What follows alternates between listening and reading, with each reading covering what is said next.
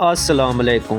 दुनिया में export import का जो काम होता है उसमें ज़्यादातर काम शिप्स का होता है, जो समुंदर के ज़रिए एक मुल्क से दूसरे मुल्क तजारती सामान लेकर आते जाते हैं। और इनका जो रास्ते होते हैं, रूट होते हैं, ये बहुत ज़्यादा ख़तरनाक होते हैं। 1872 की बात है, समुंदर में खड़ी शिप को देखा गया जो कार्गो से भरी पड़ी हुई थी। सामान कार्गो बिल्कुल वैसा का वैसा था, लेकिन इसमें कोई इंसान जैसी ज़ात का कोई नामो निशान भी नहीं था। ये दस्तान है मैरी स्लेट्स की, जो पिछले 1.5 सालों तक दुनिया को घुमा कर रखा हुआ है इस खबर ने। ये जो शिप समुंदर के बीचों बीच देखी गई, अकेली छोड़ी गई, इसका दर हकीकत ये है कि इसका छोटे मोटे हादसों इसके साथ बहुत हुए थे, लेकिन कोई बड़ा हादसा इस शिप के साथ नहीं हुआ। ये 7 नवंबर 1872 की बात है। ये साहिल पर खड़ी मैरी स्लेट शिप्स, इस पर कार्गो किया जा रहा था सामान। इसमें 1700 बैरल अल्कोहल इंडस्ट्रियल यूज़र इसमें कार्गो करने थे, न्यूयॉर्क से इटली तक। कहा जाता है कि सफ़र जारी करते वक्त इस शिप में 10 लोग मौजूद थे, एक पायलट और उसकी बच्चा 2 साल का और उसकी बीवी, और बाकी 7 लोग इसमें मौजूद थे। इस शिप ने जो सफ़र करना था वो 7500 किलोमीटर था। इस सफ़र को अबूर करने के लिए कई दिन या घंटे की नहीं, बल्कि उस दौर में कई हफ्ते लग जाते थे। मैरी स्लेट को न्यूयॉर्क से चले कई हफ्ते गुजर गए, लेकिन जिस टाइम में उसने पहुंचना था इटली, वहां तक उस हफ्तों में वो नहीं पहुंच सकी। और कई हफ्ते गुजर चुके, लेकिन मैरी स्लेट किसी साहिल के किनारे पर नहीं लगी, और इसके पिछले वाली जो कार्गो शिप्स थे वो भी इटली पहुंचना शुरू हो गए। इस शिप के पीछे आने वाली 10 दिन के बाद उसने एयरलैंड के समुंदर के करीब एक खड़ी शिप पर कैप्टन की नज़र पड़ी। जैसे उसने देखा तो वो शिप कोई हरकत नहीं कर रही थी, वो खाली समुंदर के ऊपर ही खड़ी थी। ये उस जगह खड़ी थी आयरलैंड के करीब, जहाँ पर समंदर और आसमान के बगैर इस जगह पर कुछ भी नज़र नहीं आता आसपास।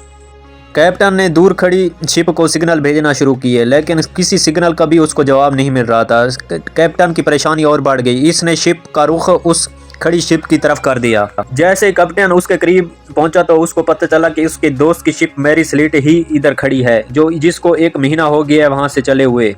पायलट ने इसके साथ शिप किया और साथ के करीबी दोस्तों को बुलाया कि वहां अंदर जाओ, इसमें क्या मसला है। जैसे ही लोगों ने देखा तो वहां पर कुछ भी इंसान जैसा नामो निशान नहीं था।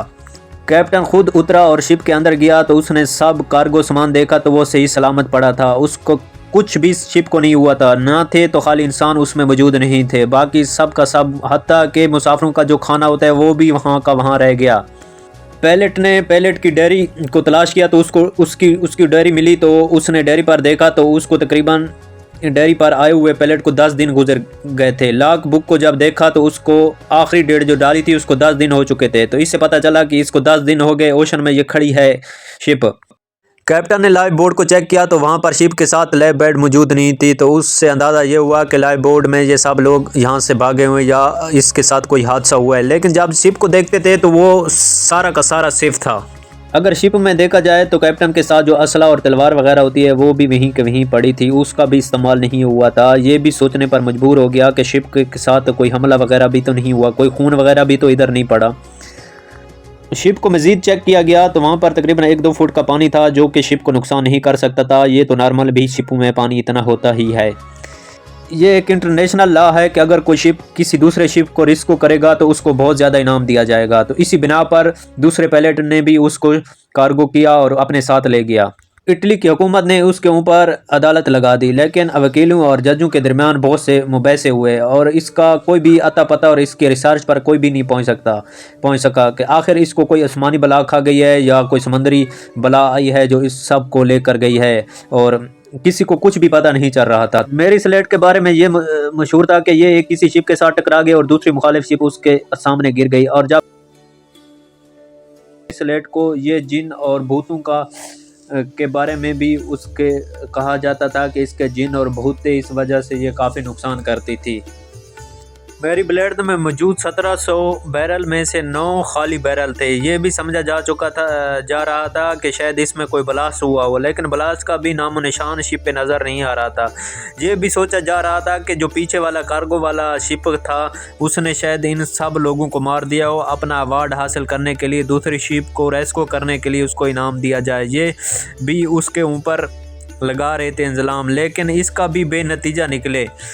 आखिरकार मैरी शिप के साथ क्या हुआ क्या नहीं हुआ किसी ने कोई तहकीक के ऊपर नहीं पहुंच सका। लास्ट में ये भी सुना गया कि शायद इस पर कोई अटैक वगैरह हुआ तो वो लाइफ बोट में 10 के 10 लोग बैठ गए हों, लेकिन इतनी बड़ी समुंदर में शायद हो सकता है कि लाइफ बोट भी इस हचकोले खाते हुए डूब गई हो।